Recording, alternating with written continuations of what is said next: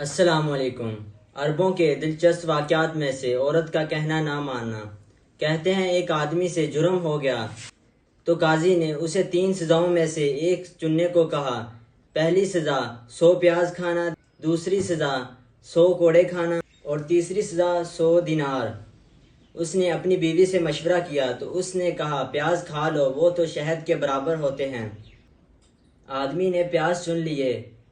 جب وہ 65ویں پیاز پر پہنچا تو اس نے کہا مزید میں اور پیاز نہیں کھا سکتا۔ تو اس نے اپنی بیوی سے دوبارہ مشورہ کیا تو اس نے کہا پیاز نہیں کھا سکتے تو 1 گھنٹے کا درد ہے، روز روز کے درد سے۔